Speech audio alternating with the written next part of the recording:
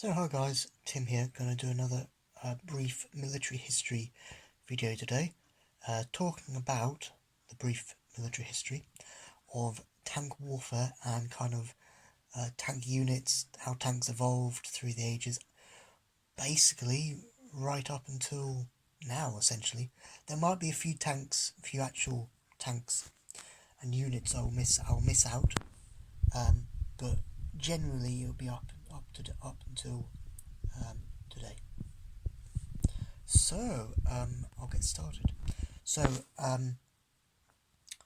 back in about 1909, Austria had developed a tracked four-wheeled vehicle, essentially, with machine guns on the top, but they submitted it to the Austrian army again in 1909, but they didn't like the idea and didn't go ahead because they wanted, manpower mainly to be the thing and not big track vehicles driving about the ground.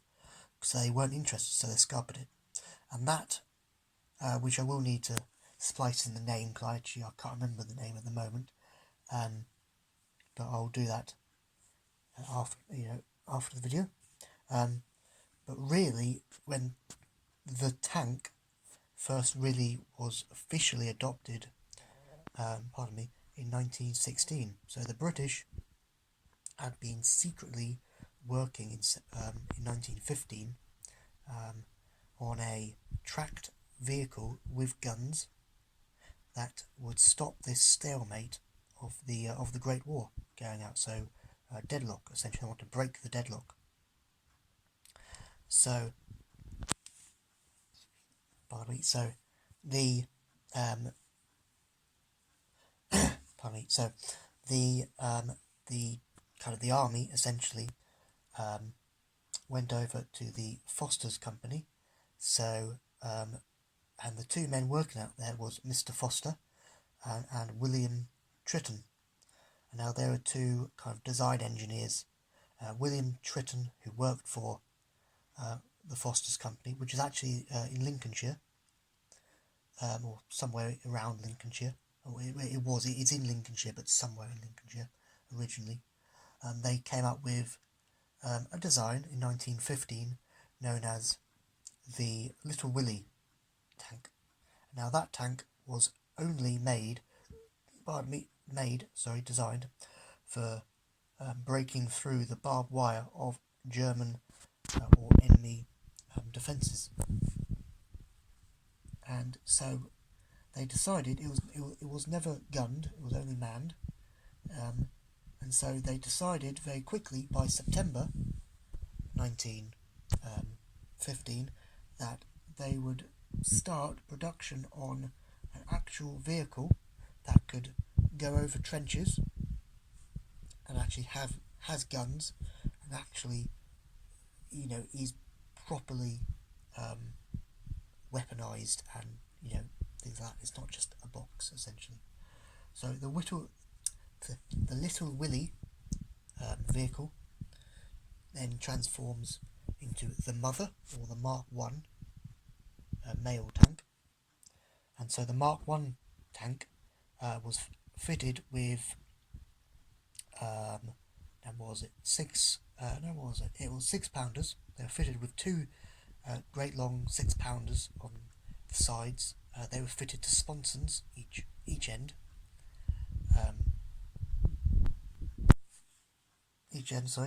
And what they had were Lewis machine. Well, some had Hotchkiss machine guns, and some had Lewis guns, but mostly Lewis guns. Lewis guns both on the two sponsons left and right, and one at the front to support the gunners. And it had an 8-man crew. So that was, of course, the two loaders, the two gunners, the two machine gunners. So that's 1, 2, 3, 4, 5, 6, and then of course the drivers, and then you had the officer in command of that unit, of that tank essentially. So eight people, and it got stuffy and hot, and you would faint, you would literally die in the tank because it was so hot. but that's that's beside the point. That's different.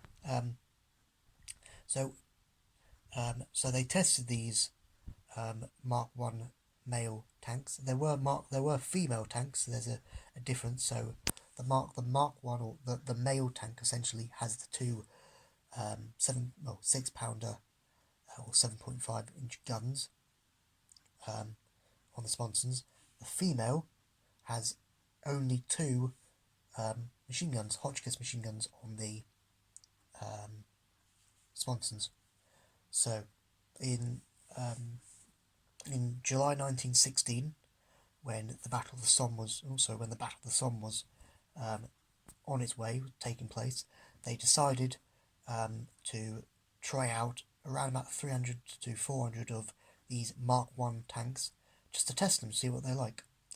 And they did what it said on the tin to do, and that was to break the deadlock. And so by September 1916, you get the first village, which was actually captured by the British on the Somme, and that was Battle of Flers-Cotterre, and that was the first village which was taken by the British in help with a Mark One male tank, which is a famous photo of actually it as well, which I'll show. And that was really the first ever village to be taken over by an armoured fighting vehicle, a tank.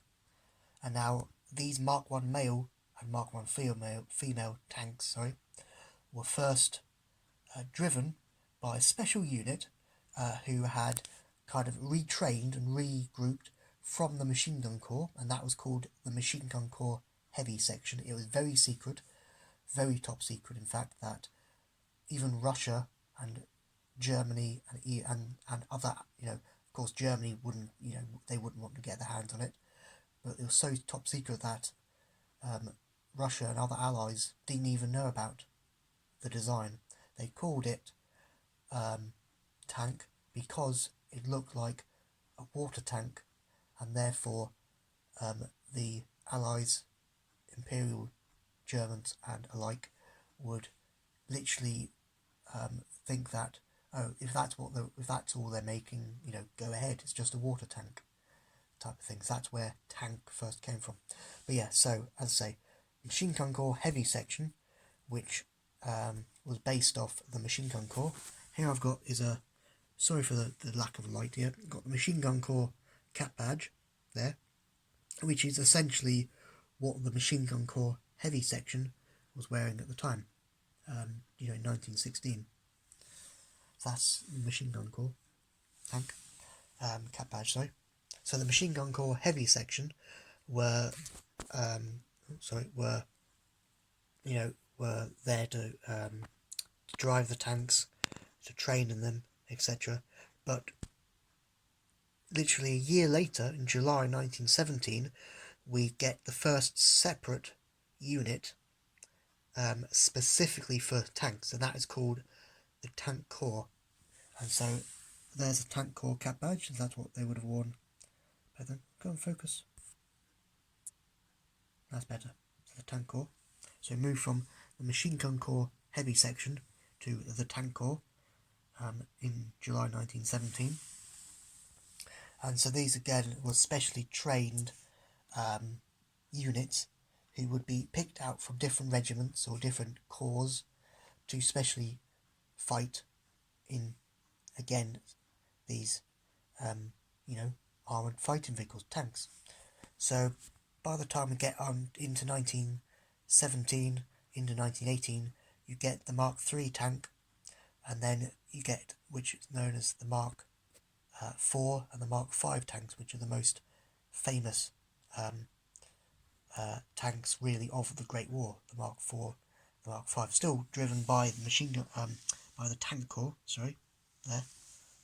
The Tank Corps, of course, has their own brass shoulder title and things like that. So if we recap the Machine Gun Corps Heavy Section, which this is not, that's the cap badge of the Machine Gun Corps, but the closest I've got.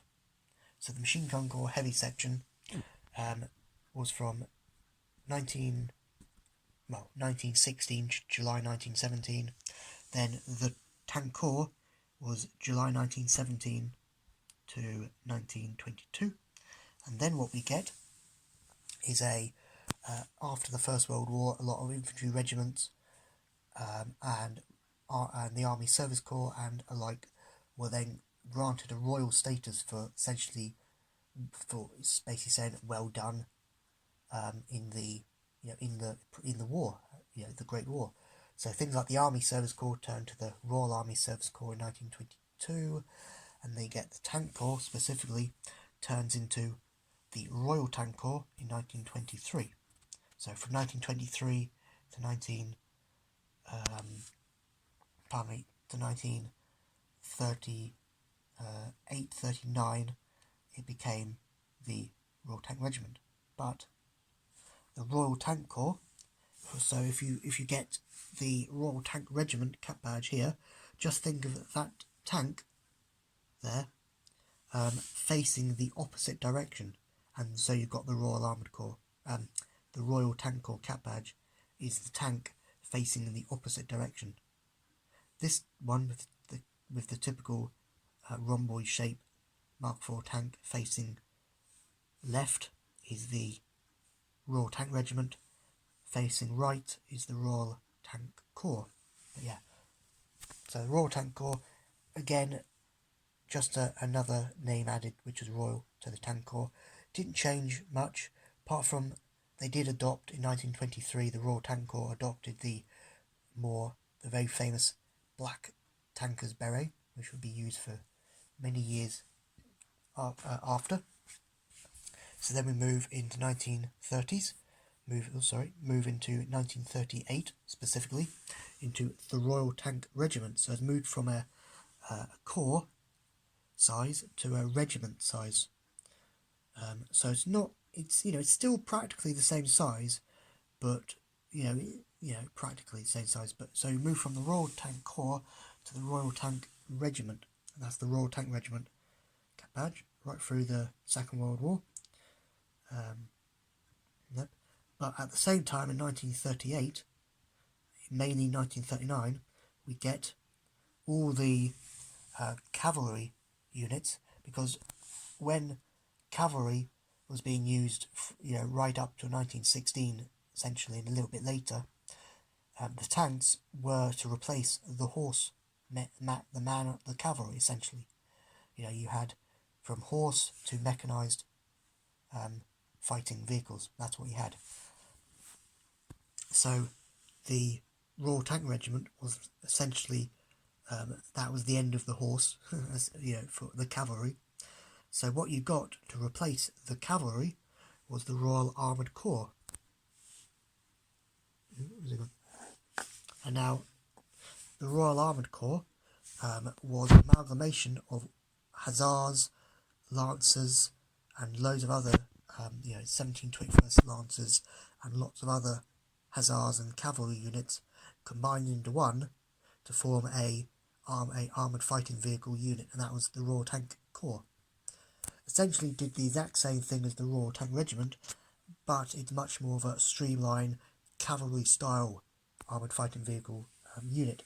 That's the Royal Tank. That's the Royal Armoured Corps. Royal Armoured Corps from 1939 to 90. Well, I believe it's still going on today, if I'm not mistaken. If you correct me on that. So technically this is the second pattern cap badge, because when the Royal Armoured Corps first came out, it was a brass laurel wreath with the letters RAC, Royal Armoured Corps. That's the first pattern cap badge, and then you get the second pattern cap badge, which was from 1941 onwards, which was this one, Royal Armoured Corps. And the Royal Tank Regiment, which is still used today, it fought gallantry during the Second World War. Served in the 1950s, 60s, 70s, of course, with a Queen's Crown change in the mid 50s. Still, 80s, 90s. Served in the Gulf War in 1991 First Gulf War, both Gulf Wars essentially, but yeah, more famously in the First Gulf War of 1991, where they used, if I remember correctly, they used Challenger tanks, but again, correct me if I'm wrong, they used Challenger tanks, and the Royal Armoured Corps still is is a unit still to this present with an anodized Stay Bright Cap Badge version. So yeah, so essentially we go from the big cavalry style attacks on horseback to the armoured fighting vehicle replacing the horse, and then the men on horseback, or the horses themselves really, the cavalry units getting amalgamated into one armoured unit, the Royal Armoured Corps.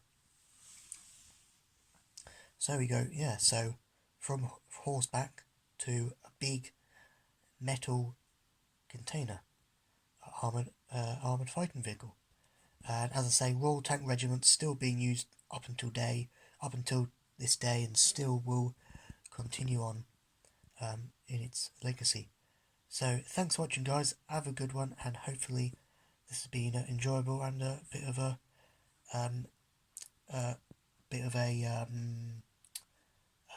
what's the word? Bit of it doesn't matter. Hope you guys enjoyed, and see you in the next video. Bye.